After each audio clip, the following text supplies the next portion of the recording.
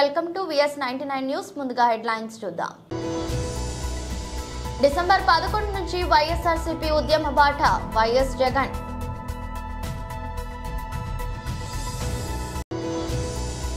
మాలలకు మాదిగలకు మధ్య వైషమ్యాలను పెంచాలని కాంగ్రెస్ నాయకులు ప్రయత్నిస్తున్నారు. NVSS ప్రభాకర్. తెలంగాణ భవన్లోని కాళోజీ హాల్లో పుస్తక ప్రదర్శన ప్రారంభించిన KTR.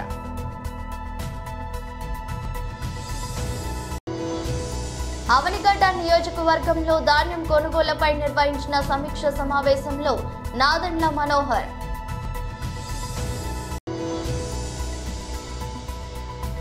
లాభాల్లో ముగిసిన స్టాక్ మార్కెట్లు. డిసెంబర్ 11న రైతుల తరపున వారి సమస్యల పరిష్కారానికి ర్యాలీగా వెళ్లి అన్ని జిల్లాల కలెక్టర్లకి వినతి పత్రం అందజేస్తాం. కరెంటు ఛార్జీల బాదుడుపై డిసెంబర్ 27న ప్రజలతో కలిసి ర్యాలీగా వెళ్లి పెంచిన ఛార్జీలను తగ్గించమని డిమాండ్ చేస్తూ అన్ని జిల్లాల SC, CMD కార్యాలయాల్లో వినతి పత్రం అందజేస్తాం. జనవరి 3న ఫీజు రియంబర్స్మెంట్ బకాయిల్ని వెంటనే విడుదల చేయాలని డిమాండ్ చేస్తూ కలెక్టర్ కార్యాలయాలకు వెళ్లి వినతి పత్రం అందజేస్తాం. ప్రజలు ఎదుర్కొంటా ఉన్న సమస్యల మీద, మరీ ముఖ్యంగా 3 ప్రధానమైన అంశాల మీద, రైతుల సమస్యల మీద, కరెంటు ఛార్జీల బాదుడు మీద, పిల్లలకు చదువు సంబంధించి ఫీజులు కట్టలేని పరిస్థితిలో ఉన్న పిల్లలు ఎదుర్కొంటా ఉన్న సమస్యల మీద, ఈ 3 అంశాల మీద వైఎస్ఆర్సీపీ డిసెంబర్ మాసంలో ఈ 3 అంశాల మీద గట్టిగా ఉద్యమ బాట పట్టే కార్యక్రమానికి శ్రీకారం చుడతా ఉన్నాం. ఇందులో భాగంగా డిసెంబర్ 11వ తారీఖున రాష్ట్ర వ్యాప్తంగా ఉన్న అన్ని కలెక్టర్ల అన్ని జిల్లాల్లోనూ రైతుల తరపున వైఎస్ఆర్సీపీ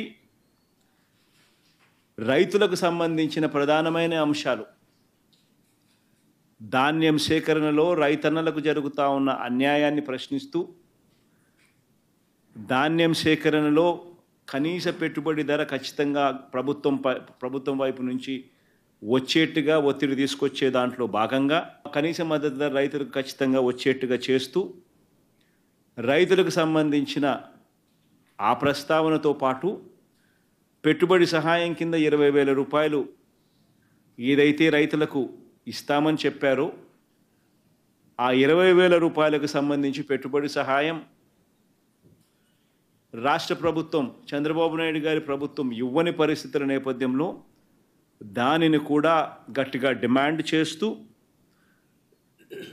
ఈ రెండే కాకుండా ఉచిత పంటల బీమా ఏదైతే రైతులకు ఇంతవరకు అందుతా ఉన్న పరిస్థితి ఏదైతే ఉందో రద్దు చేసిన నేపథ్యంలో ఉచిత పంటల బీమా మళ్ళీ ఖచ్చితంగా రైతులకు మళ్ళీ వర్తింప చేయాలి అనే డిమాండ్తో, ప్రధానంగా ఈ 3 డిమాండ్లతో డిసెంబర్ 11వ తారీఖున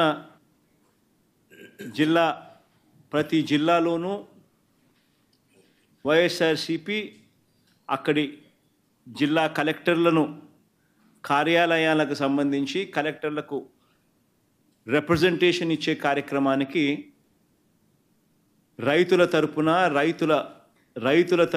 రైతులందరితో కలిసి ర్యాలీగా వెళ్ళి కలెక్టర్లకు రిప్రజెంటేషన్ ఇచ్చే కార్యక్రమం డిసెంబర్ 11వ తారీఖున వైఎస్ఆర్ కాంగ్రెస్ పార్టీ చేస్తుంది.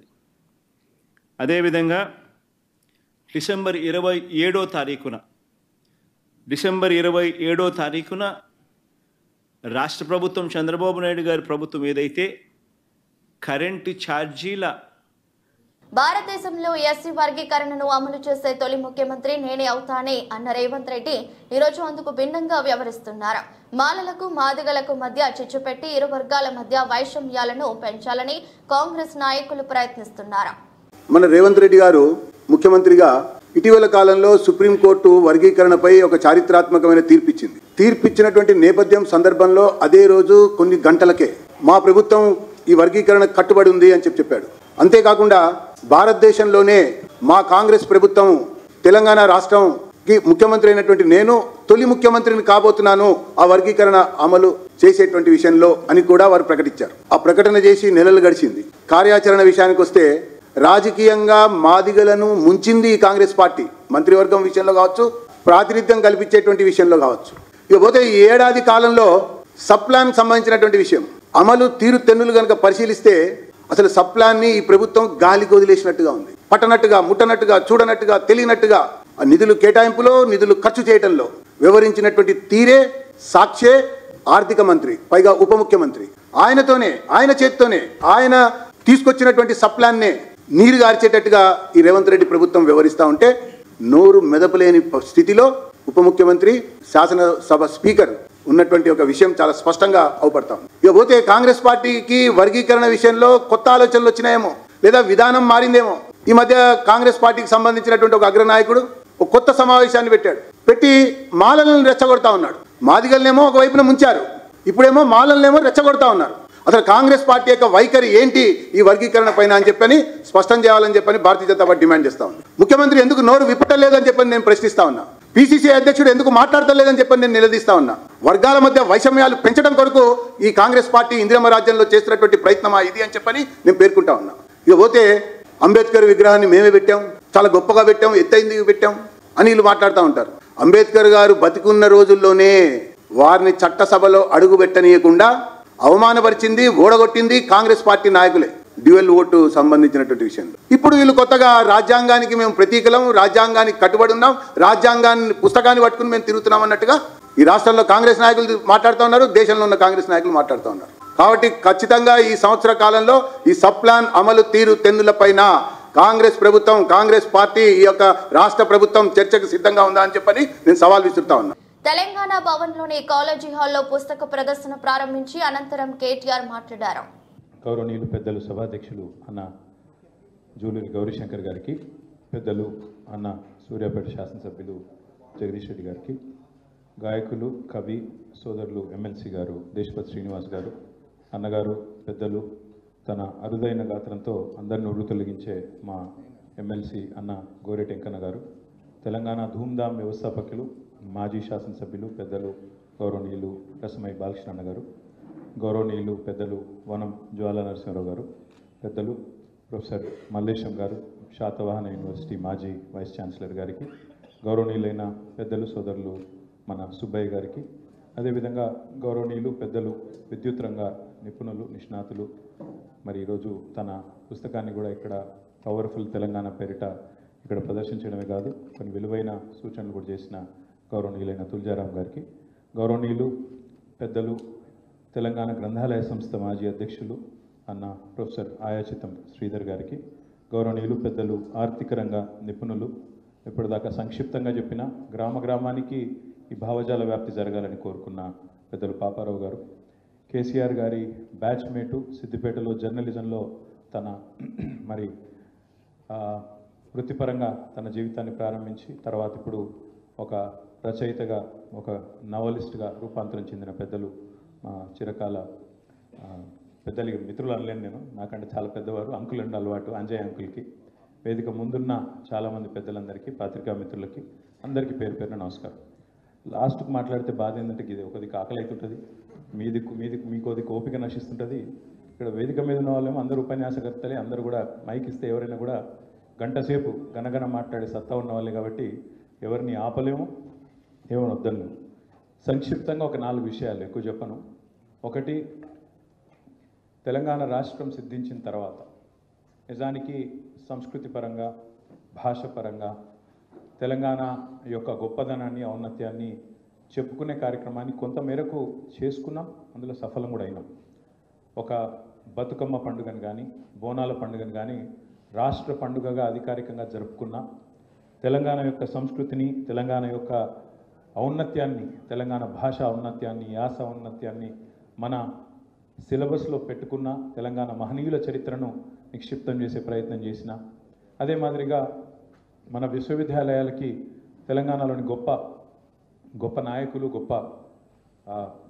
గొప్పవారి పేరు పెట్టుకున్న, ఉదాహరణకు ప్రొఫెసర్ జయశంకర్ గారి పేరు మన వ్యవసాయ విశ్వవిద్యాలయానికి పెట్టుకున్న, పివి నరసింహారావు గారి పేరుని వెటర్నరీ విశ్వవిద్యాలయానికి పెట్టుకున్న, కాళోజీ గారి పేరుని మన హెల్త్ యూనివర్సిటీకి పెట్టుకున్న, కొండా లక్ష్మణ్ బాపూజీ గారి పేరుని హార్టికల్చర్ యూనివర్సిటీకి పెట్టుకున్న. ఈ రకంగా ఆ ప్రయత్నం కూడా కొంత జరిగింది.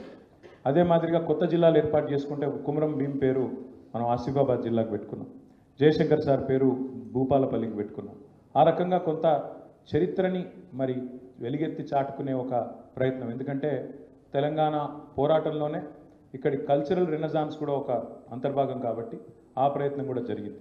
ప్రపంచ తెలుగు మహాసభలు రెండవ అవనిగడ్డ నియోజకవర్గంలో ధాన్యం కొనుగోళ్లపై నిర్వహించిన సమీక్ష సమావేశం. అధ్యక్షులు పెద్దలు మండలి బుద్ధప్రసాద్ గారికి, ఈనాటి సమావేశానికి విచ్చేసిన అధికార యంత్రాంగం, అదేవిధంగా అనేక మంది రైతు సోదరులు, రాష్ట్ర స్థాయిలో తెలుగుదేశం పార్టీ, జనసేన పార్టీ, భారతీయ జనతా పార్టీకి సంబంధించిన నాయకులు అందరికీ కూడా పేరు పేరున నమస్కారం.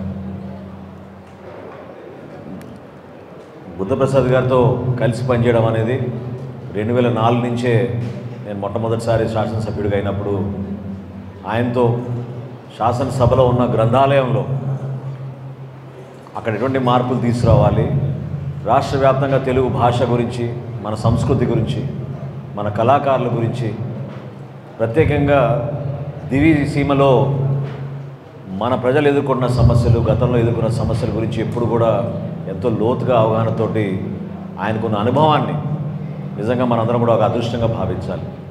బుద్ధప్రసాద్ గారి ఆహ్వానం మేరకు ఈరోజు అవనిగడ్డ నియోజకవర్గంలో ఈ 6 మండలాల్లో కూడా జరుగుతున్న ధాన్యం కొనుగోలు ప్రక్రియ ఏ విధంగా రాష్ట్ర ప్రభుత్వం నుంచి మా అధికార యంత్రాంగం సిద్ధంగా ఉందా లేదా అని దానిపైన సమీక్షించుకోవడానికి ఈరోజు ఇక్కడ రావడం జరిగింది.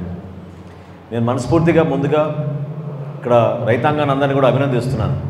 ఎందుకంటే కష్టకాలంలో కూడా ఎన్నో సమస్యలు ఎదుర్కొంటూ వాళ్ళు పడుతున్న ఇబ్బందుల్ని అధిగమించుకుంటూ వాళ్ళు కేవలం పాపం ఎదురు చూసేది ప్రభుత్వం నుంచి కనీస మద్దతు ధరకి ధాన్యం కొనుగోలు జరిగే విధంగా ఒక మంచి ప్రక్రియ జరగాలని. అనుకోకుండా వాతావరణంలో కొన్ని మార్పులు వచ్చినాయి. మార్పు వచ్చిన తర్వాత 40 రోజుల్లో జరగాల్సిన ప్రక్రియ ఈ ధాన్యం కొనుగోలు హడావడిగా కేవలం 3 రోజులకే పరిమితం అయ్యే వరకు అధికార యంత్రాంగం కానివ్వండి, రైతులు కానివ్వండి, సమాజంలో ఉన్న ప్రతి ఒక్కరు కూడా ఇబ్బంది పడే పరిస్థితి మనం చూసాం. కానీ రాష్ట్ర ప్రభుత్వం నుంచి గౌరవ ముఖ్యమంత్రి గారు చంద్రబాబు నాయుడు గారు, అదేవిధంగా మన ఉప ముఖ్యమంత్రి గారు పవన్ కళ్యాణ్ గారు ఎప్పుడు కూడా ఎప్పుడైతే సమీక్షించుకుంటామో ప్రతి సందర్భంలో కూడా ఒక భరోసా ఇస్తూ ముందుకు వచ్చారు. రైతులకి మనం అండగానే నిలబడాలి. కూటమి ప్రభుత్వం ఏర్పడిన తర్వాత మీరందరూ కూడా తెలుసు ఏ విధంగా గత ప్రభుత్వం దాదాపు 11 లక్షల కోట్ల రూపాయలు అప్పులు చేసి వెళ్ళిపోయిందో. ఒక పౌర సరఫరాల శాఖలోనే 41,150 కోట్ల రూపాయలు అప్పులు చేసి వెళ్ళిపోయారు. మంత్రి అయిన తర్వాత మొట్టమొదటి కార్యక్రమం మేము చేపట్టింది అతి తక్కువ సమయంలో ఆర్థిక ఇబ్బందుల్లో కూడా రైతులకి చెల్లించాల్సిన బకాయి. అసలు మీరు నమ్మగలుగుతారా? అన్ని మాటలు చెప్పారు, గతంలో పెద్ద పెద్ద మీటింగ్లు పెట్టారు, అన్నిటికీ సిద్ధం అన్నారు. కానీ క్షేత్రస్థాయిలో మాత్రం రైతులకి 1,674 కోట్ల రూపాయలు బకాయిలు వదిలేసి గత ప్రభుత్వం వెళ్ళిపోయింది. ఆర్థిక ఇబ్బందుల్లో ఉన్నాం. ప్రభుత్వం పైన ఇంకా మాకు పట్టు రాలేదు. సమస్య ఎటువంటిదో, ఎంత తీవ్రంగా ఉందో మాకు తెలియదు. దేశీయ స్టాక్ మార్కెట్లు ఈరోజు లాభాల్లో ముగిశాయి. అంతర్జాతీయ మార్కెట్ల సానుకూలతలు మన మార్కెట్లపై సానుకూల ప్రభావాన్ని చూపించాయి. ఈరోజు ట్రేడింగ్ ముగిసే సమయానికి సెన్సెక్స్ 110 పాయింట్లు లాభపడి 80,956 వద్ద ముగిసింది. నిఫ్టీ 10 పాయింట్లు పెరిగి 24,467 వద్ద స్థిరపడింది. BSE Sensex top gainers HDFC Bank, NTPC, Bajaj Finserv, TCS, Titan top losers. Bharti Airtel, Tata Motors, Adani Ports, Power Grid Corporation, Maruti. Allu Arjun director Sukumar combination లో తెరకెక్కిన పుష్ప 2 చిత్రం బెనిఫిట్ షోలు కాసేపట్లో పడనున్నాయి. రాత్రి 9:30 సమయంలో తొలి బెనిఫిట్ షో పడబోతుంది. మరోవైపు బన్నీ ఫ్యాన్స్ ఫుల్ జోష్ లో ఉన్నారు. థియేటర్ల వద్ద ఉదయం నుంచే సందడి నెలకొంది. ఈ చిత్రంపై అన్ని చోట్ల భారీ అంచనాలు నెలకొన్నాయి. దాదాపు 80 దేశాల్లో 6 భాషల్లో ఈ సినిమా విడుదల కాబోతుంది. భారీ బడ్జెట్ తో తెరకెక్కిన ఈ చిత్రం ఇప్పటికే 1000 కోట్లకు పైగా ప్రీ రిలీజ్ బిజినెస్ చేసినట్టు సమాచారం. మరోవైపు ఈ సినిమాల్లో రెమ్యునరేషన్లు కూడా భారీగానే ఉన్నాయి. రెమ్యునరేషన్ కు బదులుగా లాభాల్లో షేర్ తీసుకోవాలని నిర్ణయించుకున్న అల్లు అర్జున్ 270 నుంచి 280 కోట్లు అందుకున్నట్టు సమాచారం. ఈ చిత్రానికి సుకుమార్ కూడా సహ నిర్మాతగా కూడా వివరించారు. నిర్మాత దర్శకుడిగా ఆయన 100 కోట్లకు పైగానే అందుకున్నట్టు తెలుస్తోంది. హీరోయిన్ రష్మికకు 10 కోట్లు, ఫహద్ ఫాసిల్ కు 8 కోట్లు, ఐటమ్ సాంగ్ చేసిన శ్రీలీలకు 2 కోట్లు ఇచ్చారట. మ్యూజిక్ డైరెక్టర్ దేవిశ్రీ ప్రసాద్ కు 5 కోట్లకు పైగానే ఇచ్చినట్టు సమాచారం. ప్రజల ఆకాంక్షలకు అనుగుణంగా 3 డిసెంబర్ 2023న తెలంగాణలో ఏడాది క్రితం ప్రజా ప్రభుత్వం ఏర్పడింది. కాంగ్రెస్ పార్టీ శాసనసభ్యులుగా మెజారిటీ విజయం సాధించాం. సంవత్సర కాలంగా పరిపాలనకు సహకరించిన ప్రజలందరికీ తెలంగాణ ప్రభుత్వం పక్షాన, కాంగ్రెస్ పార్టీ పక్షాన హృదయపూర్వక ధన్యవాదాలు.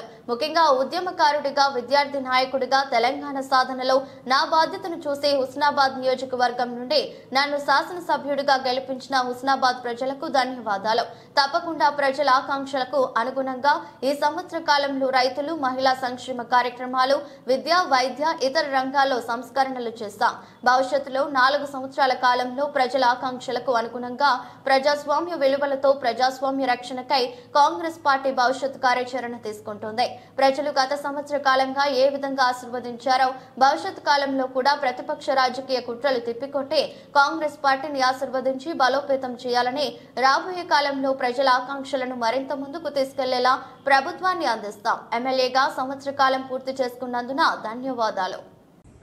డిసెంబర్ 3, 2023 ఈరోజు డిసెంబర్ 3, 2024 కరెక్ట్ గా ఒక సంవత్సరం క్రితం ప్రజల ఆకాంక్షలకు అనుగుణంగా తెలంగాణలో ప్రజాప్రభుత్వం ఏర్పడ్డది.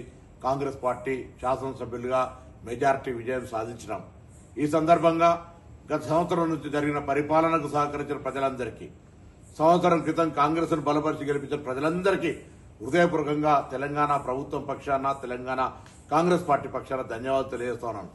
ముఖ్యంగా ఒక ఉద్యమకారుడిగా, విద్యార్థి నాయకుడిగా తెలంగాణ సాధనలో నా బాధ్యతను చూసి హుస్నాబాద్ నియోజకవర్గం నుంచి నన్ను శాసనసభ్యుడిగా గెలిపించిన హుస్నాబాద్ ప్రజలకు ప్రత్యేకించి ధన్యవాదాలు తెలియజేస్తూ, తప్పకుండా ప్రజల ఆకాంక్షలకు అనుగుణంగా ఈ సంవత్సర కాలంలో రైతులకు సంబంధించి తదితర అనేక సంక్షేమ కార్యక్రమాలు చేసిన మహిళలు కావచ్చు, ఇతరత్ర భవిష్యత్తు 4 సంవత్సరాలలో ప్రజల ఆకాంక్షలకు అనుగుణంగా ప్రజాస్వామ్య విలువలతోటి ప్రజాస్వామ్య రక్షణకై కాంగ్రెస్ పార్టీ భవిష్యత్తు కార్యాచరణ తీసుకుంటుంది.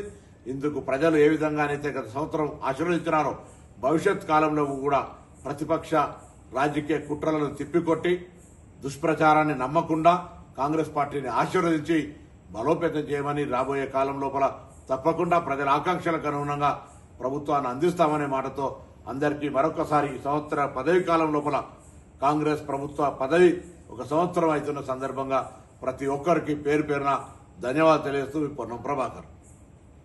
క్రమశిక్షణ, నిజాయితీతో విధులు నిర్వర్తించి వృత్తిపరమైన జీవితంలో ఉన్నత స్థాయికి చేరాలని అన్న జిల్లా ఎస్పీ శ్రీమతి డి జానకి ఐపీఎస్ అంకిత భావంతో సేవలందిస్తూ స్టేషన్ కు వచ్చిన బాధితులకు భరోసా ఇవ్వాలని నూతన కానిస్టేబుళ్లకు ఎస్పీ గారు దిశానిర్దేశం.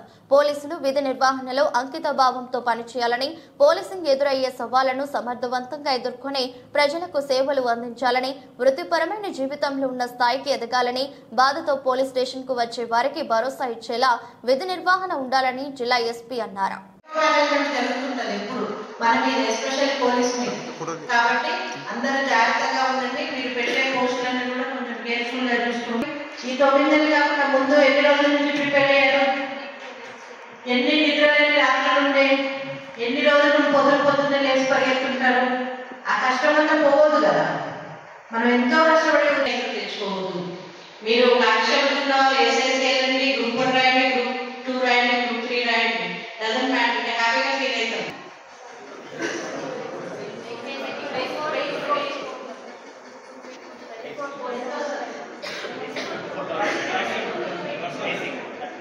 సరే, ఒక బీటెక్ వాళ్ళు చెప్పాలి, ఒక జూనియర్ సాఫ్ట్వేర్ ఇంజనీర్ టీసీఎస్ లో కానీ యాక్సెంచర్ లో కానీ జాయిన్ అయిన వాళ్ళ సార్ కూడా అంతే ఉంది.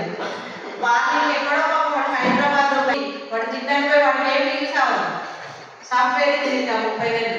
మీకు మరి ఇక్కడ మనకు రెంట్ తక్కువ, ఖర్చులు కూడా తక్కువే. అక్కడలాగా పబ్లిక్ ఫ్రీడమ్ వస్తే ఎక్కువ ఉంటుంది. మన ఇంటర్మీడియట్ లో మనం 2 ఇయర్స్ హాస్టల్లో ఉంటాం కదా అందరూ. చైతన్య నారాయణ ఒక్కసారి డిగ్రీలో రాగలేమో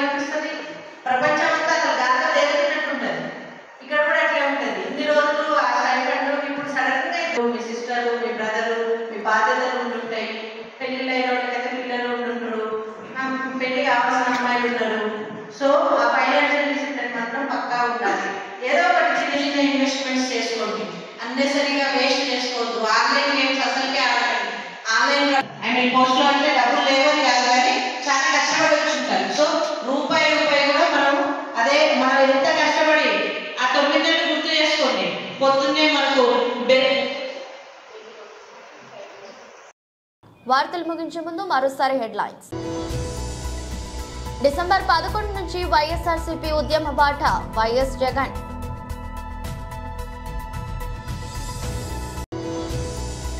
మాలలకు మాదిగలకు మధ్య వైషమ్యాలను పెంచాలని కాంగ్రెస్ నాయకులు ప్రయత్నిస్తున్నారు, ఎన్వీఎస్ఎస్ ప్రభాకర్. తెలంగాణ భవన్లోని కాళోజీ హాల్లో పుస్తక ప్రదర్శన ప్రారంభించిన కేటీఆర్.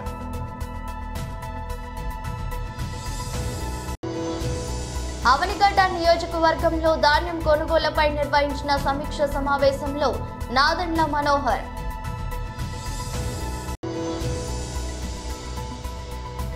లాభాల్లో ముగిసిన స్టాక్ మార్కెట్లు. ఇది రోజు బులెటిన్. మరో బులెటిన్లో మళ్ళీ కలుద్దాం. అంతవరకు సెలవు. నమస్కారం.